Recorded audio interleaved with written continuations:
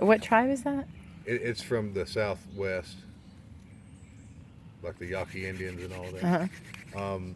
So at some point in your life, when you attain mastery at all these different things, we'll have to take you to the desert and get you your badger claw. We'll go out there to winter camp. So you would love that skills gathering. It's done in the Sonoran Desert every year. And that's where you could meet Al at. He's there every year. And we have to hurry because he's 76. So What else do you need to learn, Court? I guess if he were to die, I could take it over. I probably will be. Like after Mike dies, I would be the next in line. Now here's the only issue. Now you gotta go out and find a badger. Well, no, we already have a few of them already preserved and put on lanyards. We have some ready ahead of time, and that way when people get there, we have the means to award So, the claw. what exactly primitive fires would you have to master? Hand drill, bow drill, fire saw, Arctic strap. You just have to show several, you know. I mean, there's the push plow and the thong, but those really don't apply to our area of the world, so I don't include those. Have you ever done a pump drill? I have. They're super easy, but there again, they're super hard to build. So, Yeah.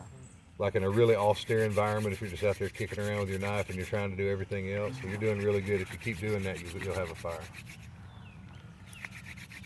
Notice how his downtime is very brief, and then he regrabs and he's back into it. That's essential. And the speed and the down pressure are as they should be. And you just want to make sure you're using your whole hand, fingers to wrist, good speed, good down pressure. Don't forget to breathe. Just keep going. You're good.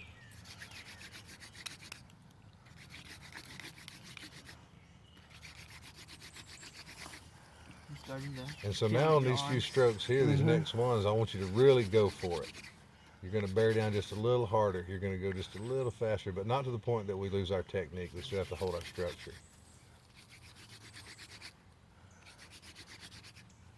Sometimes when I get close, what I do on my final couple strokes is I roll out on the meat of my hand here, on the edges of my hand, and I'm just really bearing down, and I'm using shorter strokes, but I'm using the edges, the meat, because by that time these are getting pretty hot, starting to get blistered up, you know.